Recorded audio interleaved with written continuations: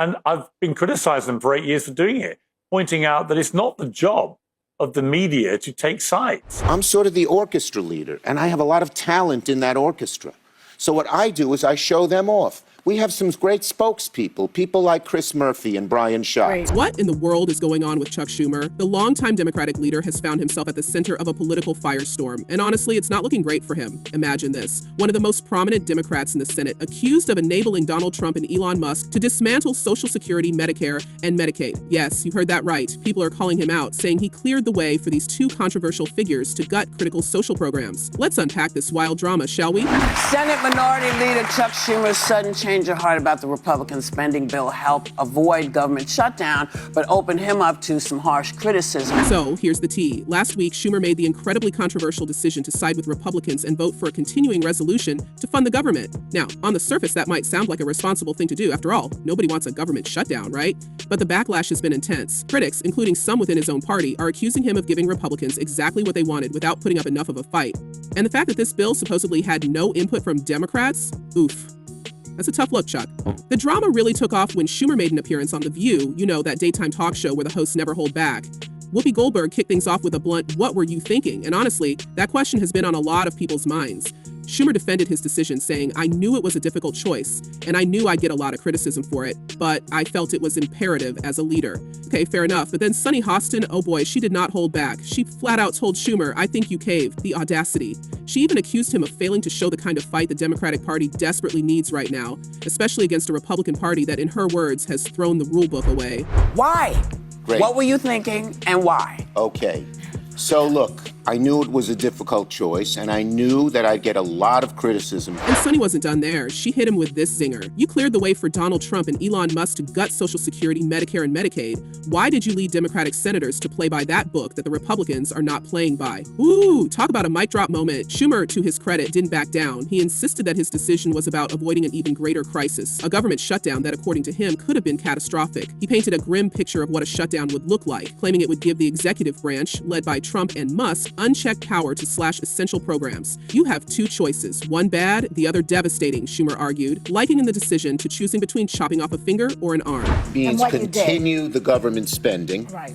A shutdown, the alternative is cut off the government spending. And here's what would happen if we cut off government spending. But here's the kicker. Donald Trump himself publicly congratulated Schumer for the move, calling it gutsy and courageous. Now, if you're a Democrat, that's the last kind of endorsement you want. Schumer tried to brush it off, claiming Trump was just trolling him. "I know this guy," Schumer said. "He's trying to confuse people." But let's be real. Getting a pat on the back from Trump is not exactly a great look if you're trying to convince your base that you're still fighting the good fight. Meanwhile, the backlash from within Schumer's own party has been brutal. Progressive Democrats like Alexandria Ocasio-Cortez are reportedly fuming, and there's even talk of a possible primary challenge against him. AOC hasn't officially thrown her hat in the ring, but let's just say the whispers are getting louder.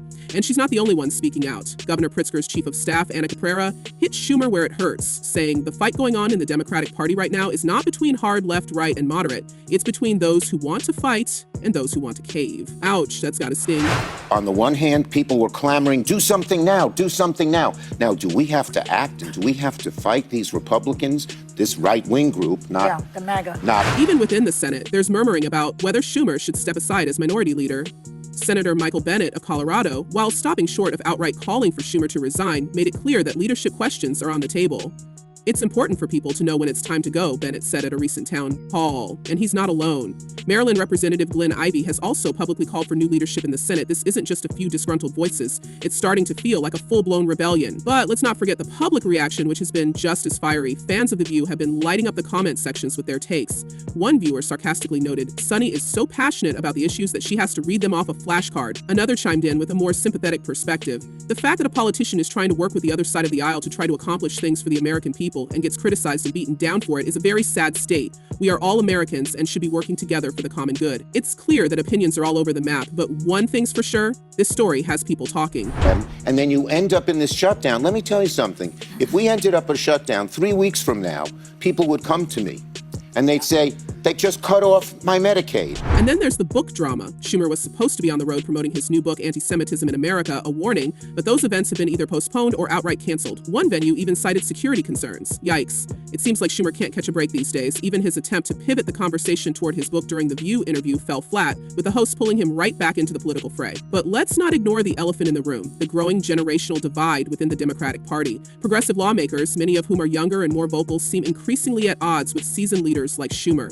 Figures like Alexandria Ocasio-Cortez and Jamal Bowman have been subtly, and sometimes not so subtly, signaling their frustration with the party's old guard.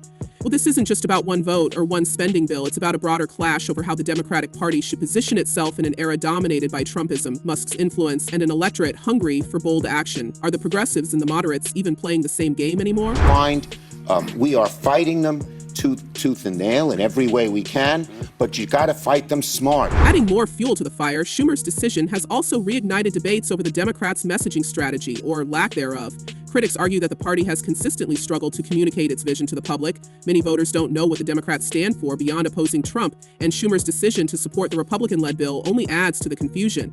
Why aren't they explaining beforehand why they're making these decisions? One frustrated attendee at a Colorado town hall reportedly asked, as a valid point, if Schumer and his allies had proactively laid out their reasoning rather than appearing to flip-flop, would the backlash have been less severe? It's hard to say, but the lack of a clear narrative is undeniably hurting the party. Meanwhile, Republicans are having a field day with this chaos. GOP lawmakers and media figures have seized on Schumer's decision to paint the Democrats as disorganized and weak. Some have even accused Schumer of mocking hardworking Americans after his comments on The View about the anti-government sentiment among some business owners. The narrative practically writes itself: a party in disarray, a leader out of touch, and a base that's losing faith. As one Republican lawmaker gleefully posted online, Chuck Schumer's at it again, mocking Americans for wanting to keep more of their own money, spoken like the leader of a party with a 29% approval rating. But as for the Senate caucus, of which I'm the leader, I should be the leader.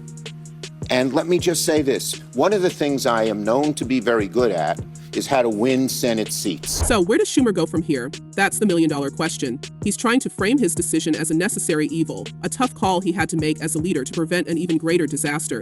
But with progressives up in arms, moderates questioning his leadership, and Trump gloating from the sidelines, it's hard to see how he regains his footing. Is this the beginning of the end for Chuck Schumer's political career? Or will he somehow manage to turn this around and reclaim his status as a Democratic heavyweight? And let's not forget the broader implications. What does this say about the state of the Democratic Party? Are they too divided to effectively counter Trump and the Republicans? And what about the voters who feel like their voices aren't being heard? One attendee at a Colorado town hall put it bluntly: it really doesn't seem like there's a plan. I know that you say we are the leaders, but come on, I feel like you're talking pretty, but there's no action. That sentiment seems to echo the frustration of many Americans who are looking for bold leadership in a time of uncertainty. Words, I'm a strategist in terms of recruiting candidates, helping the candidates run campaigns and win it. Look, winning in 2026 in the House and Senate, which could stop Trump once and for all, is vitally... As this drama continues to unfold, it raises some serious questions. Is Schumer's strategy to fight smart really the best approach, or is it just an excuse for playing it safe? And what does this mean for the future of the Democratic Party? Will they rally together, or will internal divisions tear them apart? Let us know what you think in the comments below, and as always, stay tuned for more updates on this unfolding political saga. Until next time.